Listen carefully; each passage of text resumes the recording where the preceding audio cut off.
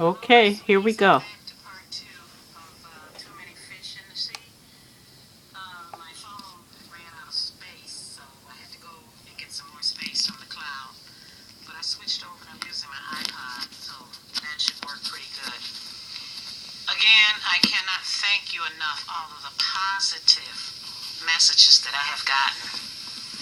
I tried to answer you as many as I could personally, but again, I told you I have visual problems, and I have to do the typing on this iPhone or iPod, or I have to bring out the computer to do it. So from the listeners, you're getting the message. I noticed they're talking about the reason this football player killed his girlfriend. If he was taking drugs, prescription drugs or whatever, and he had a gun, and he was having depression at the age of 25, new baby, 3 months old, then it's nothing I can say about why he did what he did. So many people are taking people's lives, and only God knows what happened. We don't like it, but only God knows what's happening. My condolences go out to his family, her family, and all the people in the world that have to be just traumatized by this senseless killing. People, you can fall out with people, you can have arguments with people, but the only excuse I would give you for killing somebody is when you're attacked. If you're attacked, then go for it. It's called self-defense. I think some places called standing your ground. I'm not going to ever tell you let someone kill you and you just stand up there and take it. No, only a fool would do that. Just be ready for anything that comes at you because these are troubling times now. Troubling times. You've written Grandma about a lot of different things that's on your mind. Majority of it is relationships with men and women. And I've had even a few gay people who have written me and they wanted to know what I thought about homosexuals. I have no feelings one way or the other because I'm a straight lady. But whatever floats your boat, it's okay with me because all of us are going to have to go before God. He's going to be the final judge. I'm not in your bedroom. You're not in my bedroom. Go for it. Another question someone asked me is what I thought about gay marriage. Well, get married. I think you have as much right to be as miserable as some of us who are already in a marriage or have been in a marriage. Jump in. It might be a beautiful, wonderful marriage, and it could be hell. But if it's hell and you stay in it, you can't blame nobody but yourself. That's all I can say. Move. Get out. Anything that's around you that is making you sad and unhappy, leave it. Put it down. Another question that was asked me was about the picture. I have to go in the trunk and find out those old pictures of mine, but I'm going to do a nice little spread where you see Grandma when she was 5'9" in my hot pants. I didn't wear hot pants to work. That was when I was at the club. And I wasn't at the club to pick up no guys. I worked at the club. I had a regular job, and then I served drinks at the Happy Medium, Jazz Showcase, and if any of you from Chicago, you know about Dingbats. I worked at Dingbats as a cocktail waitress. I took care of the stand-up crowd. Mr. T was our bouncer on the door, and I gotta say, he was just the most perfect gentleman.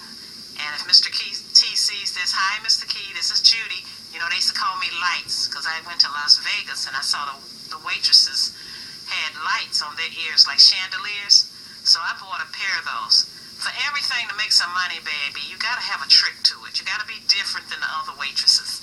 So some of them wouldn't even get a drink till I got there. I mean, I think the big drinks then was pina colada and slow gin fizz. And something that came in a purple bag. I forgot the name of it. You know what I'm talking about. Royal Crown Royal. So those were the good old days. disco era. Someone told me that I look like Whitney Houston's auntie, the singer. You know what I'm talking about. Do you know the way to Jose Warwick? Yeah. Yeah, I've been told that. I've also been told I look like Cicely Tyson, and I've been told that I look like a singer. Guess who I saw today? Nancy Wilson. Personally, I think I look more closer to Dion than anybody. Dion has had her teeth fixed, but Dion had the buck teeth. I didn't have those, the overbite. Let's see, I got these things written down here that they were asking me. Oh, they were asking me, what did I do for a living? Well, my first job was when I was 7 years old. I was born in 42 now. Don't laugh, I was 7. And I used to tutor kindergartners in reading and writing their colors and their numbers. My mom wouldn't let me have but 2 customers. And I made, in those days, what was that, 1949? I made $1 a lesson. That was more than a person ever made in their life. Then I graduated from high school in 61, and I worked at Charles A. Stevens, which was a clothing store in Chicago. Worked for Walgreens, worked for Illinois Bell, worked for Blue Cross and Blue Shield, where I stayed for 33 years, and worked for SCM. So mainly how I earned my money was in the computer field. I could have made more money if I wanted to be a supervisor, but it was just too much pressure. Maybe the reason I look as young as some people say I look is because I tried to avoid stress in my life. And I wasn't going to let anybody or anything stress me out. And like I told you, whenever it was vacation time, I did not stay home and do housework. I was on a trip somewhere around the world. And my daughter's the same way. She's been all over the world with my husband and I, and with her. And no, people say, oh, well, I'm so jealous of you. It wasn't jealousy. Don't be jealous of me. I worked extra jobs. I worked all the overtime that I could get. And even though I did all this, I also was nice enough to try to help people. And the people who I helped, they know who they are. And the people who were nasty in my life, I just smiled and drove them crazy. But I'm going to tell you one thing I did see. When people do you wrong, God takes care of them. God has your back. I think you all got a saying now talking about, I got that. God always tells me, I got that, baby. Don't worry about it. You just keep on having fun and keep on smiling. Don't worry. Be happy. And I guess that's why I've been here that long. I think his name is Conjufo, the guy that I was trying to tell you about for the destruction of the black boys. He has very good books. I'm going to tell you something, people. Readers are leaders. Turn the music down sometimes, and you can get even free books on YouTube. Sometimes they have all the chapters of the book on there, and they read them to you. You got the Bible on YouTube. You got the Quran. YouTube is more than just getting on and talking about what you want to talk about, although I find it very, very interesting. Another thing, someone asked me, why would I want to listen to the men who talk about us? You need to watch your enemy more than you do your friend. One thing, I think a lot of these boys do it just to be funny.